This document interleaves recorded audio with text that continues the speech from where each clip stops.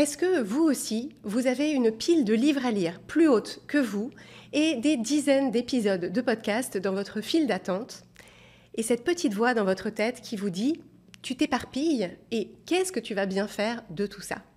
Si oui, cet épisode est pour vous, on va parler de curiosité. Donc pas la curiosité qui vous fait mettre le nez dans les affaires des autres, mais la curiosité, cette envie d'apprendre qui allume des petites flammes dans vos yeux. Cette énergie de curiosité, c'est une valeur phare pour moi et je pense qu'on ne peut pas être curieux et malheureux. Par contre, c'est une énergie qu'il faut apprendre à canaliser et qu'on peut perdre parfois quand on se met trop la pression.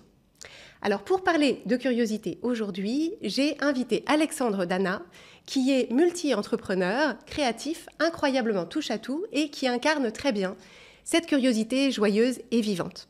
Et justement, Alexandre a créé avec sa maison d'édition, 23h59, un carnet très spécial pour accompagner votre curiosité. Donc ensemble, on va parler de curiosité. Qu'est-ce qui nourrit cette énergie et qu'est-ce qui l'éteint au contraire? Et comment est-ce qu'on fait pour entretenir sa curiosité sans que ce soit de la boulimie d'informations et sans que ce soit une sorte de course à la performance intellectuelle? Bonjour Alexandre, bienvenue. Bonjour Clotilde, merci pour cette introduction. Je trouve que tu as couvert tous les enjeux sur la curiosité, donc je vais essayer d'être à la hauteur maintenant. Merci beaucoup. Alors je sais que c'est aussi pour toi une valeur cardinale, la curiosité. Est-ce que tu peux partager un moment de ta vie où tu as ressenti que la curiosité jouait un rôle important dans ton parcours? Alors le premier souvenir qui me vient, c'était les reproches que je recevais à l'adolescence, où on me disait tu t'éparpilles, t'es complètement dispersé, tu passes du violon au saxophone à la chorale, du football au badminton à la gymnastique, et tu n'arrives pas à t'ancrer, rester sur une discipline pendant plusieurs années d'affilée. Et je me suis vraiment construit en tant qu'adolescent avec cette croyance que j'étais quelqu'un de dispersé. Je n'avais pas compris à l'époque que c'était l'expression d'une curiosité. Et alors, après coup, c'est plutôt effectivement dans ma vie professionnelle que j'ai découvert que la curiosité pouvait être une qualité incroyable, me permettant d'avoir aujourd'hui plusieurs activités, de passer d'un rôle de journaliste sur un podcast à un rôle d'éditeur avec les éditions Erol, à un rôle de fondateur d'un organisme de formation ou de directeur de cette maison d'édition de carnet. Donc c'est d'abord via la vie professionnelle que j'ai compris que la curiosité pouvait être une qualité parce qu'elle te permet d'aller regarder d'autres univers, de sortir de ton aquarium, d'aller voir d'autres aquariums, d'autres mondes et de les comprendre. Et puis ensuite, plus les années passent, plus je me rends compte que c'est aussi une qualité incroyable pour rentrer en connexion avec l'autre, pour créer une relation, pour s'intéresser à lui ou à elle, pour rentrer dans un vocabulaire commun et aussi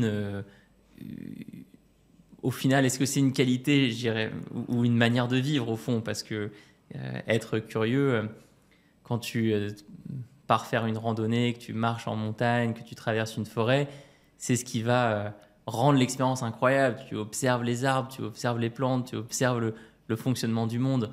Donc voilà, ça a été un long chemin et puis on verra ce que les prochaines années me réservent. Mais j'assume aujourd'hui la curiosité. Ouais, et la curiosité comme moteur, je trouve, pour ma part, en tout cas dans mon parcours, ça a vraiment été les différents virages que j'ai pris, donc de ma carrière d'ingénieur en informatique à ensuite autrice culinaire et puis ensuite coach.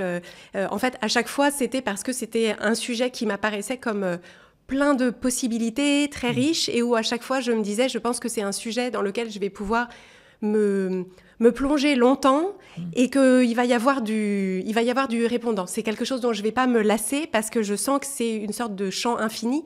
Et effectivement, l'informatique, c'est un champ infini, la gastronomie aussi, et le coaching et l'expérience humaine également. Donc c'est vrai que pour moi, ça a toujours été ce moteur dans les changements. Mais je pense que c'est pour ça que ton programme de coaching a autant de succès, c'est parce que toi, tu as remis peut-être au cœur des sujets de reconversion professionnelle la curiosité. Et malheureusement, on sait que dans le bilan d'orientation qu'on fait au lycée ou dans l'expérience qu'on peut avoir feu Pôle emploi, aujourd'hui France Travail, enfin, quand on est à des moments carrefour de nos vies, les institutions traditionnelles ne nous parlent pas de curiosité. Elles vont nous parler avec des chiffres, avec des statistiques. On va nous dire, oui, il y a telle demande sur le marché du travail, par exemple. Il y a une tension sur tel métier. Et moi, je suis au contraire convaincu que l'impératif pour réussir une reconversion professionnelle, pour changer de vie, pour se réinventer, c'est la curiosité. C'est de se plonger mais pleinement dans un nouveau thème et sans filet, d'y aller à 300%. Je suis tout à fait d'accord. Et tu évoquais la place de la curiosité quand tu étais enfant. Et en fait, moi, j'ai le souvenir que ma curiosité, alors elle touchait à plein de choses, la curiosité du monde, la curiosité de l'histoire, des histoires. Mais j'avais beaucoup cette curiosité de la vie des autres.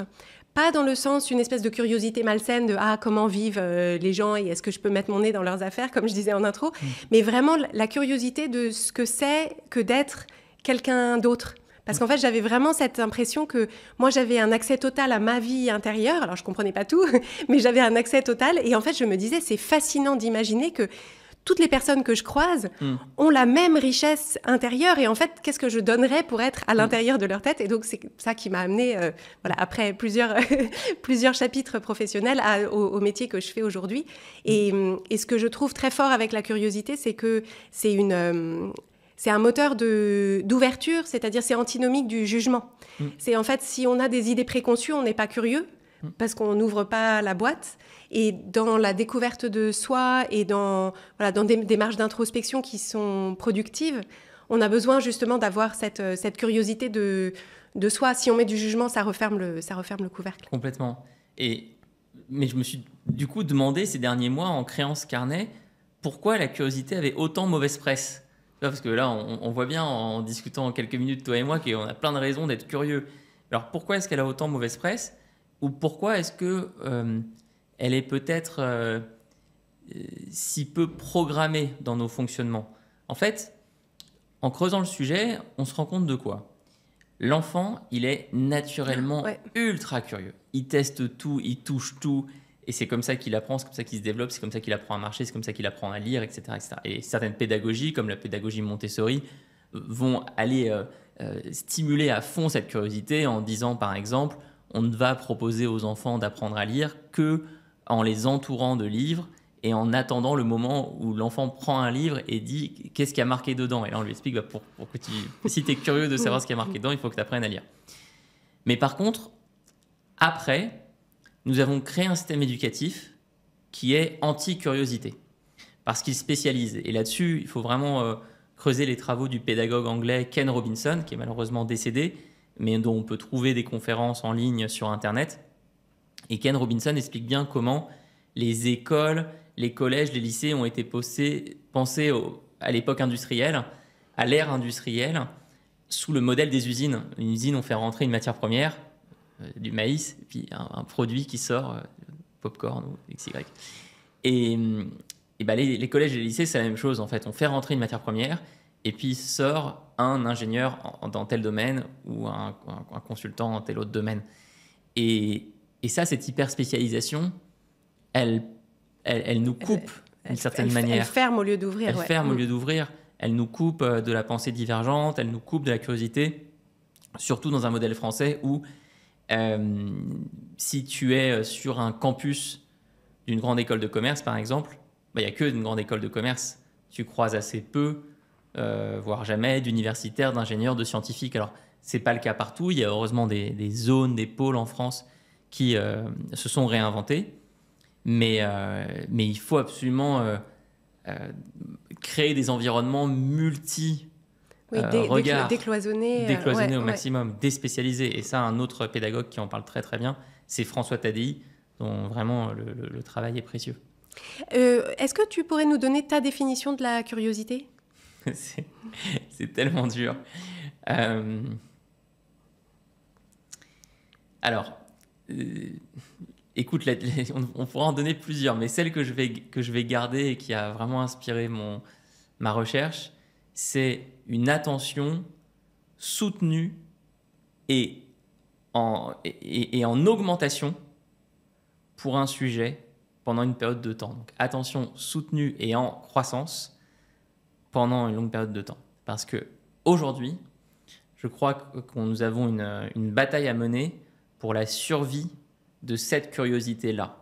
Et que nous vivons dans un monde où il y a une surexposition aux écrans, quel que soit l'âge, enfant, adolescent, adulte, retraité. Que cette surexposition aux écrans se traduit par une surexposition aux réseaux sociaux. Et tous les contenus qui sont envoyés par les réseaux sociaux, et je pense principalement aux contenus courts,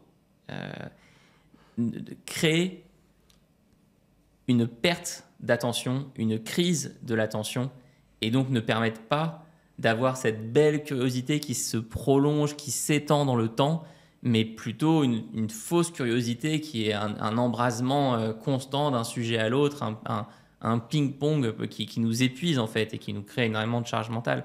Oui. Et c'est là où il faut se battre. Et donc merci à toi d'y contribuer pour des formats longs où on a le temps d'aller en profondeur sur un sujet et on ne s'arrête pas juste à une... Oui, d'installer un propos, de mettre de la nuance. Ouais. Alors, moi, ma définition de la curiosité, elle est... je la résume comme un désir fort de comprendre, d'apprendre et de découvrir. Et en fait, je pense que là où ta définition et la mienne se complètent, c'est qu'en fait, quand on est dans le désir de comprendre, d'apprendre ou de découvrir, ça implique une forme de persévérance. Oui. C'est-à-dire qu'en fait, si on est curieux de comprendre quelque chose, c'est rare de comprendre, de comprendre en 30 secondes quelque chose. Et ce que je trouve intéressant, c'est de ressentir pour toutes les personnes qui nous écoutent, qu'il y a une vraie réalité en termes de neurotransmetteurs de la curiosité qui est le circuit de la dopamine. Et donc, il y a vraiment cette motivation forte à aller chercher quelque chose, à découvrir quelque chose qu'on n'a pas encore, qu'on ne sait pas encore. Et donc, en fait, c'est ce que je trouvais intéressant quand tu évoquais les enfants, c'est que clairement, l'être humain s'est développé parce qu'on est curieux. C'est ça qui fait qu'on essaye de taper un truc contre un autre pour voir ce qui se passe, qu'on essaye d'explorer, etc. Et donc, pour moi, c'est aussi un marqueur finalement de santé mentale, oui. de ressentir cette force de découverte et d'exploration du monde. C'est extrêmement juste. Hein. J'ai eu la chance d'échanger avec le docteur Olivier de la Doucette, qui est président de la Fondation de recherche contre Alzheimer, et qui explique que les dernières recherches sur Alzheimer montrent bien que les solutions les plus efficaces, quel que soit le stade d'avancement d'Alzheimer, mais même quand c'est en prévention, c'est de marcher, c'est d'écouter de la musique et c'est d'apprendre quelque chose de nouveau, comme une langue étrangère par exemple, et que ça permet d'éviter le déclin cognitif. Donc oui, je suis 100% d'accord avec toi, la curiosité, c'est aussi un pilier de santé mentale, de santé cognitive, qui est absolument essentiel. Ouais. Tu sais, il y a une expression qui dit quand l'appétit va, tout va. Et en fait, pour moi, c'est aussi quand la curiosité va, tout va. Et justement, qu'est-ce qu'on peut remarquer selon toi qui a tendance à justement freiner ou bloquer la curiosité ? Alors, dans les différentes interviews que j'ai pu mener sur le sujet, il y a 3 thèmes qui revenaient à chaque fois. Le premier, c'est cette hyper-spécialisation dans les études, dans le parcours académique et surtout dans le travail, où là, ça, je n'ai même pas évoqué, mais aujourd'hui, il y a plus de bore-out que de burn-out, à savoir de gens qui explosent, ne sont plus heureux au travail par ennui, par lassitude, que par surmenage. Et donc, dans ces grandes entreprises où on surspécialise, où on a l'impression d'être un robot qui refait tout le temps le même genre de tâches, eh ben, on est coupé de sa curiosité. Et l'étape intermédiaire, c'est qu'on ne se sent plus confiant. On ne se sent plus capable d'aller creuser un autre sujet. On a l'impression, comme on nous a demandé de faire la même chose pendant des années, pendant 10 ans, 15 ans, 20 ans, on a l'impression qu'on est capable de faire que ça. Qu'on n'est plus capable d'apprendre. Donc ça, c'est un premier frein très fort à la curiosité. Le deuxième frein, je l'ai évoqué, c'est cette crise de l'attention. Moi, j'ai vraiment adoré publier le livre « On vous vole votre attention » de Johann Hari. J'ai la chance d'être son éditeur en France. Et j'ai eu un coup de cœur énorme pour ce livre. Lecture indispensable. Rien lu d'aussi percutant sur le sujet, avec les dimensions systémiques, en fait. C'est-à-dire de déresponsabiliser l'individu et de montrer qu'en fait, c'est pas juste, OK, mettez pas juste un bloqueur sur votre téléphone. C'est bien plus large que ça. Oui, complètement. Enfin, oui, le bloqueur sur le téléphone, mais il va falloir des changements systémiques. Ça suffira pas, le bloqueur sur le téléphone. Et oui, non, mais il a fait 3 ans de recherche sur ce sujet, Johan Hari, et on peut vraiment le féliciter.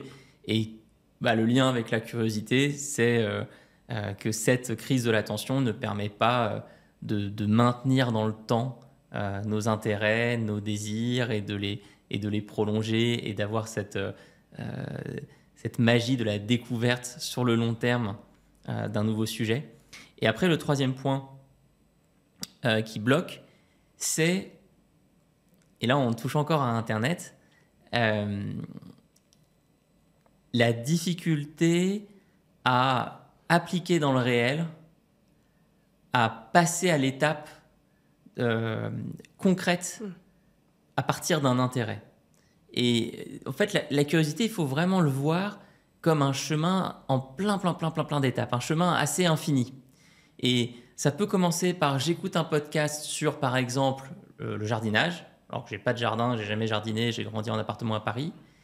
Et puis ensuite, il peut y avoir un livre, et puis il peut y avoir un atelier de jardinage, et puis il peut y avoir d'aller acheter ses premières plantes, et puis il peut y avoir de les voir se développer dans le temps, et puis de voir que sur la première saison, ça n'a pas fonctionné comme on voulait, et puis la deuxième, et puis de rejoindre un club de jardinage. Et en fait, dans cet exemple que je viens de donner, on voit que la curiosité, elle prend plein de formes différentes, et qu'il y a cette courbe d'apprentissage en permanence. C'est l'action qui nous permet de trouver l'information, c'est pas l'information qui permet de trouver l'action. Et là, souvent, les personnes qui sont un peu perdues dans leur curiosité, elles font l'erreur là-dessus. Elles vont continuer d'emmagasiner de l'information, alors que la curiosité, pour être maintenue dans le temps, elle a besoin de progression, elle a besoin de succès. Tu mentionnais les enfants. J'échangeais avec un kiné il y a quelques semaines qui me rappelait que la marche est une compétence que l'on réapprend tous les jours. À chaque fois qu'on est en train de marcher, on réapprend en fait à marcher. C'est la raison pour laquelle des personnes qui sont immobilisées à l'hôpital pendant 3 mois sans marcher peuvent avoir du mal à marcher ensuite, indépendamment de leurs muscles. C'est juste qu'on ne sait plus le faire. Donc, il faut mettre en pratique. Et si on applique ça au sujet de la curiosité, ça montre bien qu'il faut mettre dans le réel les sujets pour lesquels on est curieux, leur donner une réalité pour avoir cette progression qui est réelle, qui est visible, qui nous réjouit, qui nous permet d'aller plus loin dans notre domaine. Oui, entièrement d'accord. Et ce que je pourrais dire pour compléter, c'est en fait, il y a aussi des freins intérieurs. C'est-à-dire, là, on a parlé de choses systémiques et extérieures. Et en fait, ce que je perçois beaucoup chez les personnes qui ont du mal à nourrir leur curiosité ou qui la sentent freinée au quotidien, c'est finalement une sorte de pression utilitariste ou productiviste de l'utilisation de leur temps. Parce qu'en fait, au tout début de la petite graine de la curiosité, en réalité, on ne peut pas savoir si quelque chose va en sortir ou pas. En fait. Et donc, il y a un investissement de temps et de temps mental, de temps physique, peut-être de ressources même financières, dans un premier temps, juste pour le plaisir, quand tu cites l'exemple du podcast de jardinage, c'est OK, je vais écouter un truc pendant 30 minutes, si ça se trouve, j'aurai jamais de jardin de ma vie, si ça se trouve, j'ai aucun talent pour ça, mais en fait, on le sait pas encore. Oui. Et je pense que justement, dans un contexte dans lequel on a cette pression autour du temps, l'idée qu'il faudrait que tout le temps qu'on passe soit productif, je pense qu'il peut y avoir une sorte de paralysie en fait, est-ce que j'utilise bien mes ressources et est-ce que je m'autorise à juste écouter un truc sur, j'en sais rien, la situation politique dans un pays du monde dans lequel je n'irai jamais. Je rencontrerai peut-être même jamais quelqu'un qui vient de ce pays-là, mais j'ai juste envie d'écouter juste pour le plaisir de savoir un truc. Ah mais c'est très très juste. Effectivement, il y a un lien entre curiosité et temps long. C'est la raison pour laquelle j'ai voulu aussi créer un carnet qui t'invite, qui te propose à créer cette encyclopédie personnelle des sujets sur lesquels tu es curieux avec une habitude qui se maintient dans le temps, parce que tu ne peux pas être véritablement curieux si tu attends des résultats court terme. Être curieux, ça veut dire s'intéresser à quelque chose de nouveau pour toi, donc tu vas être le plus nul de la classe. Donc il faut accepter ça. Il faut accepter de repartir à zéro. Et par contre, il faut avoir confiance dans le processus qui va t'amener des merveilles dans ta vie inimaginables. Moi, je me suis mis aux arts du cirque il y a 3 ans. Je sortais de plusieurs années sans aucune pratique sportive. J'avais pas d'énergie, j'étais pas très musclé, j'étais pas très souple. Ça a été dur. Les premiers mois ont été très très durs. J'ai failli arrêter à de nombreuses reprises. Et après, heureusement, j'ai réussi à maintenir cette curiosité. Et aujourd'hui, je me rends compte que, outre les avantages que je cherchais, je les ai vus, je les ai touchés. Mais j'ai aussi découvert que cette pratique des arts du cirque, c'était un des meilleurs outils que j'ai aujourd'hui pour réguler mes émotions, pour calmer mon système nerveux, pour me faire de nouveaux amis. Enfin, il y avait plein d'autres choses que je ne pouvais pas imaginer. Ouais. Et c'est vrai que cette idée de démarrer dans un apprentissage, donc, cette curiosité de quelque chose sur lequel on ne sait rien pour commencer, là aussi, il peut y avoir beaucoup de freins intérieurs, de jugement de soi et de pression qu'on se met aussi pour comprendre tout de suite, pour être tout de suite fort. Et donc, c'est là qu'on a une forme de syndrome du bon élève ou de la bonne élève, où c'est un peu, voilà, soit c'est une matière dans laquelle j'excelle, soit il vaut mieux que je m'inscrive même pas à l'option. Ça me fait penser d'ailleurs, par association d'idées, aux options qu'on peut préparer pour le bac, et où en fait, si on faisait latin par exemple, mais qu'on n'est pas très fort en latin, juste on arrête d'y aller parce que de toute façon ça rapporte pas de... on sait que ça nous rapportera pas de points au bac. Peut-être on aurait pu apprendre quelque chose, mais voilà, c'est pas très intéressant. Et un blocage que je voudrais vraiment évoquer, parce que je pense qu'il peut y avoir justement, à l'inverse, un jugement de soi pour les personnes qui ont l'impression qu'elles devraient être curieuses, mais que elles n'arrivent pas à trouver le temps, ou que voilà, c'est pas une énergie qui les anime. C'est vraiment cette idée que la curiosité, c'est le luxe d'un système nerveux qui est déjà bien régulé. C'est-à-dire qu'en fait, quand on est dans une forme de stress, proche de l'épuisement, avec peut-être une situation familiale ou personnelle ou de santé qui est très difficile, en fait, la priorité, c'est de retrouver une forme d'équilibre et de sécurité dans sa vie. Et c'est normal qu'on ne soit pas passionné en train de lire 3 bouquins en même temps quand on est en mode un peu survie. Et donc, je voudrais juste tranquilliser les gens là-dessus. Ça reviendra. On commence par s'occuper de juste l'essentiel. Et après, parce que nous, on accompagne pas mal de personnes qui ont fait un burn-out, justement, et qui, une fois qu'elles ont eu l'accompagnement médical, psychologique là-dessus, envisagent une reprise du travail, mais ont besoin de reconstruire leur confiance en elles. Et je sais qu'il y a beaucoup de jugements de, en fait, j'ai plus les ressources, j'arrive plus à soutenir mon attention, etc. Et c'est normal, ça revient, mais il faut pas aller trop vite, quoi. Oui, non, ça prend du temps. Ouais. Ça prend beaucoup de temps de sortir d'un burn-out. Je parle en connaissance de cause. Alors, qu'est-ce qu'on peut recommander pour nourrir sa curiosité au quotidien? Donc, tu as créé, toi, un carnet. J'imagine qu'il y a voilà, ça correspond à des pratiques que tu recommandes? Alors,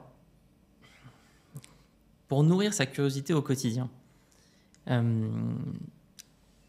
avant même toute pratique d'écriture-thérapie ou de méthodologie qui sont dans ce carnet, poser des questions.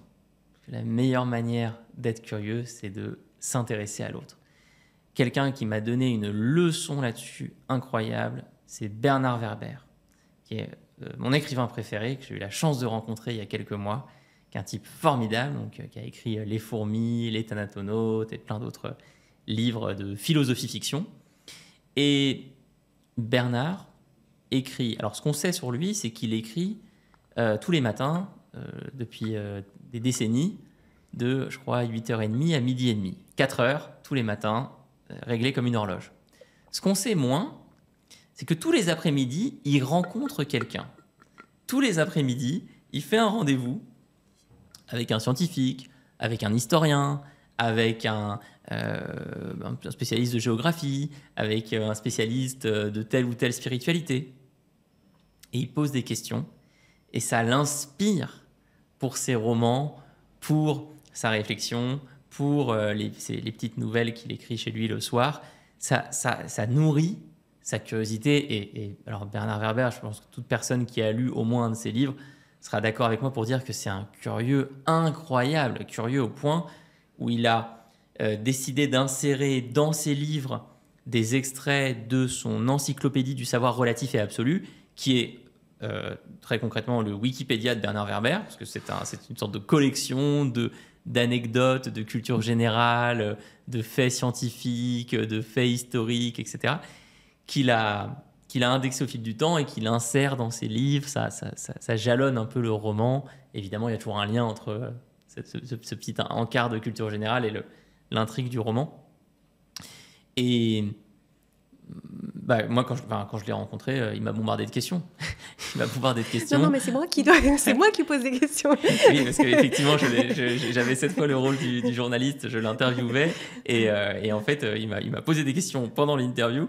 Et puis après l'interview, il reste dans le studio, il me pose des questions, il pose des questions à toutes les personnes qui sont présentes. Donc, je crois que c'est par là qu'il faut commencer. Et on n'imagine pas, en fait, la richesse de l'être humain. Enfin, on n'imagine pas les surprises qu'on peut avoir. Un autre truc qui est sympa à faire, vous prenez par exemple, vous vous retrouvez dans un taxi, posez des questions au taxi. C'est marrant, j'ai tout de suite pensé au taxi parce qu'ils ont généralement plein de trucs à raconter. Ouais, oui, vous allez être surpris, il faut demander les anecdotes, il faut demander les clients les plus extravagants, enfin il y a plein. Voilà, je pense que ça part de là, la curiosité. Et après, c'est vrai que moi, je crois énormément à l'écriture sur papier, notamment de par tout ce qu'on a dit sur la surexposition aux écrans. Et c'est pour ça que j'ai voulu créer un carnet qui, au début, était dur à penser. C'est-à-dire que j'hésitais vraiment entre différents formats, donc j'en ai testé plusieurs. Et au final, je me suis décidé pour un format où tu as des notes, ce que j'appelle des notes intelligentes. Des notes sont structurées d'une certaine manière. C'est-à-dire qu'une note, il faut mettre un titre, une source, il faut mettre la question principale, il faut ensuite noter les points clés, les applications concrètes, et puis je finis la note par un paragraphe si je devais expliquer ce sujet que je viens d'apprendre à un enfant de 5 ans, pour vraiment simplifier au maximum. Et le carnet est composé que de ça, quasiment. Il y a un petit démarrage qui s'appelle la boussole de la curiosité, où je te pose des questions pour t'aider à définir tes objectifs. Qu'est-ce que tu vas chercher avec ce sujet pour lequel tu es curieux? Est-ce que tu cherches à devenir un expert du domaine? Est-ce que tu veux juste t'amuser sans aucune pression du résultat? Et tout est OK, en fait. C'est tes objectifs à toi. Et ensuite, une fois qu'on est passé par cette étape de définition des objectifs, on est dans les notes. Et le but, c'est de les rédiger le plus longtemps possible. Pas d'en rédiger le maximum, mais de prendre cette habitude de noter, d'apprendre, de réinterpréter, de reformuler avec ces mots les sujets qu'on voit passer dans des livres, dans des podcasts, dans des documentaires. Oui. Alors, je pense que ça nous permet d'évoquer cette impression parfois de boulimie d'information.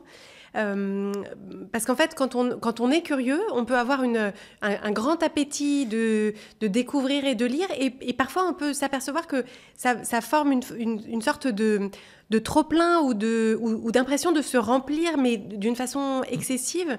Et je me demande, selon toi, comment est-ce qu'on peut justement placer le curseur au bon endroit, c'est-à-dire pas se mettre de limites si on est intéressé par plein de choses et qu'on a envie de lire plein de choses, mais en même temps pas tomber dans quelque chose où finalement on finit par se couper de soi-même en étant juste en existant dans une somme de contenu. C'est un point très très juste. On touche là au sujet de l'infobésité, donc l'obésité d'information. Si on prend du recul, on est passé d'une situation il y a 300 ans, 400 ans, 50 ans, où l'information était limitée. Elle était dans des livres, ces livres étaient dans des librairies, dans des bibliothèques, sur nos étagères, mais le contenu était dans ces objets, limités en volume et limité en taille. Un livre ou un carnet, tu vois, on peut remplir ce qu'il y a là-dedans. À une situation où, avec Internet, j'ai accès à une infinité d'informations. J'ai plus le chiffre en tête, mais vous pouvez regarder sur Google le nombre d'heures de nouvelles vidéos qui sont mises en ligne sur YouTube chaque seconde. C'est effarant. Je ne mentionne même pas l'intelligence artificielle, oui. qui alors, fait passer le problème à un état supérieur. Ni le coût écologique de tout ça. Ni le coût écologique de tout ça. Mais ce qui fait que, déjà, on peut reconnaître qu'Internet est notre meilleur allié et notre pire ennemi. C'est les deux, vraiment. J'en suis convaincu. Et moi, je peux en parler, d'autant plus que j'ai créé un organisme de formation en ligne. Donc, toutes les formations que j'ai créées n'existeraient pas sans Internet. Moi, ma vie a changé parce qu'il y a 14 ans, j'ai donné un cours à distance sur Skype et j'ai découvert qu'on pouvait faire de la pédagogie en ligne. Donc, je crois dans la magie d'Internet. Je crois aussi dans sa capacité à être notre pire ennemi parce qu'il peut nous abreuver d'une infinité d'informations. Et donc, là où c'est dangereux, c'est que si je commence à vouloir créer mon système de curiosité avec un document Word, avec un Notion, avec un système en ligne, ben, j'ai pas de contraintes, j'ai pas de limites. Je vais accumuler. Et comme tu le disais très bien en intro du podcast, je me retrouve avec une liste d'articles à lire sur mon navigateur infinie. J'en ai 45. Ouais, des onglets. Les onglets ouverts. Et ça, en plus, ça crée une charge mentale qui... énorme. Voilà, parce qu'on se fait ça to-do. On a une sorte de to-do list de curiosité. Ça devient absolument. absurde. C'est complètement énorme. Je suis abonné à 35 newsletters. Je les lis jamais. Je me dis, je les garde en stock parce que c'est gratuit. C'est bon. Non, donc il faut à la fois travailler à fond sur son utilisation de l'ordinateur et appliquer des règles comme si je ne lis pas cette newsletter, je me désabonne. Si je ne lis pas ces articles, j'arrête d'être abonné à leur flux RSS, etc. Et après, se poser la question de formats qui mettent naturellement des contraintes. Ce carnet, comme n'importe quel carnet, il a un nombre limité de pages. Là, il a 200 pages. Et donc, je ne peux pas aller plus loin. Je ne peux pas, à moins que je prenne un autre carnet, mais en tout cas, je serai toujours limité par les carnets que j'ai. Et c'est pour ça que mes pages de notes, c'est une page. Donc aussi, le temps que va mettre l'écriture. C'est qu'on a oublié ça. Parfois, on ne sait même plus écrire à la main. Mais là, quand on regarde le temps que nous met l'écriture, on se rend compte qu'on va être limité, qu'on va accepter qu'on ne peut pas tout savoir, et ça, c'est la réalité pour n'importe quel être humain. Et on va aussi découvrir d'autres avantages, comme par exemple une bien meilleure mémorisation. Moi qui utilise comme tout le monde un ordinateur, qui suis abonné à des newsletters, etc., je retiens 1000 fois mieux quand je prends des notes à la main, et ça a été prouvé par plein d'études scientifiques. L'écriture sur papier active d'autres zones du cerveau. Et oui, je crois qu'ils ont fait des études avec des étudiants qui font une prise de notes en cours oui. sur ordinateur et sur papier. Et le match, le match penche en faveur du papier. On le remarque, ne serait-ce que parce que en fait, il faut retranscrire quelque chose. Enfin, il y a un transfert moteur qui est différent. Pour ma part, les flots de pensée que je fais en début de journée, c'est pas du tout la même chose. Si je les tapais sur ordinateur, c'est pas du tout la même chose que le fait de devoir sortir les pensées et les écrire à la main sur mon carnet, qui est pas très bien écrit, il faut le dire, mais... Mais il est pour toi. C'est ça. Il est pour toi, il n'y a que toi qui le relis et il t'aide. C'est vraiment ton allié au quotidien. Ouais. En plus, il y a plein d'autres plaisirs dans le fait d'utiliser des carnets. Il y a le fait de retourner sur des carnets d'il y a 2 ans, d'il y a 3 ans, d'il y a 5 ans. Tu vois, aujourd'hui, j'ai fait un entraînement de cirque justement avec une amie à moi, Talia, que je salue, et qui nous disait, tiens, regarde Alexandre, j'ai repris mon carnet de cirque, son carnet d'entraînement. Il y a des notes depuis 3 ans, regarde, avec tel stage qu'on avait fait ensemble, toi et moi, tel cours qu'on avait suivi. J'étais un plaisir de voir une trace physique de ta progression sur un sujet, de l'évolution de ta curiosité. Et puis après, il y a quand même vraiment aussi un lien avec l'apprentissage, quoi. C'est-à-dire que moi, je vois vraiment à chaque fois à quel point prendre des notes me fait mieux comprendre un sujet en le reformulant. J'ai fait le test avec un de tes épisodes de podcast sur un sujet qui m'intéresse, qui sont les conflits. Je pourrais, je pense, sortir de tête toute ma page de notes sur cet épisode sans même le rouvrir parce que j'ai noté. Voilà. Oui, c'est ça. Et c'est vrai que c'est la même chose. Enfin, moi, quand j'étais étudiante, on se faisait des fiches. On se faisait des fiches de révision. Mon fils qui est au collège, et dans son collège, il y a des tablettes. Du coup, il a des fiches de révision, mais qui ont été proposées par les profs. Alors, c'est très sympa pour les profs, de la part des profs. Mais moi, je lui dis, mais il faut qu'on t'achète des fiches Bristol. Il faut que tu te fasses tes fiches, ton vocabulaire, tu t'interroges, etc. Et ça lui vient pas aussi naturellement. Sujet, vraiment, c'est un sujet qui nous dépasse. Hein. Moi, je suis très... pour dire très franchement, je suis très inquiet de l'évolution des écoles sur l'exposition aux écrans. On a une explosion des diagnostics TDAH chez tout le monde, mais notamment chez les enfants, dans de nombreux pays, dont la France. Et aujourd'hui, on a aussi de nombreuses études qui montrent que cette immergence des TDA, elle est liée à l'utilisation des écrans. Donc, est-ce qu'on veut une école où il y a des écrans partout et des enfants qui ont des énormes troubles de l'attention, ou est-ce qu'on veut avoir une réflexion peut-être plus hybride, plus intelligente, qui mélange papier et écran en reconnaissant les avantages de chacun? Oui, là, la réflexion, c'est pour les risques de scoliose, parce que du coup, tous les manuels sont sur une tablette au lieu qu'ils soient dans les sacs à dos. Mais voilà, entre la santé mentale et la santé physique, ce serait pas mal si on n'avait pas besoin de choisir. Oui, et puis peut-être aussi qu'il faut se demander si nos enfants ont des mauvais sacs à dos, ou est-ce que c'est pas ça le problème? Est-ce qu'il ne faudrait pas des sacs à dos avec une ceinture ventrale qui leur permettent de ne pas avoir de problème de dos? Et est-ce que nous n'avons pas aussi intérêt à regarder à quel point nos enfants sont sédentaires? Et moi, je suis en train de... Alors, un des sujets sur lesquels je suis curieux, c'est la marche, tu le sais. Je suis en train de finaliser le manuscrit de mon livre intitulé La chaise tue, qui dit les choses très clairement, et pour lequel j'ai interviewé plein de médecins, dont un cardiologue qui s'appelle François Carré, et qui me disait, mais on n'a jamais vu autant d'enfants incapables de faire un cloche-pied. On n'a jamais vu autant d'enfants qui ne sont plus capables de faire un sprint dans un temps correct à l'âge de 12-13 ans. Parce que les écrans les sédentarisent. Ah ouais. Message important. Reçu 5 sur 5. Pour revenir sur la curiosité, si tu n'avais qu'un seul message ou une seule pratique à confier aux personnes qui nous écoutent, sur quoi est-ce que tu aurais envie de les laisser sur le sujet de la curiosité? Écrire ne serait-ce qu'une page. Voilà. Avec ce carnet ou avec autre chose, mais écrire ne serait-ce qu'une page sur le dernier sujet qui vous a intéressé. Essayez de le reformuler avec vos mots. Vous venez d'écouter un épisode de podcast Change ma vie, par exemple.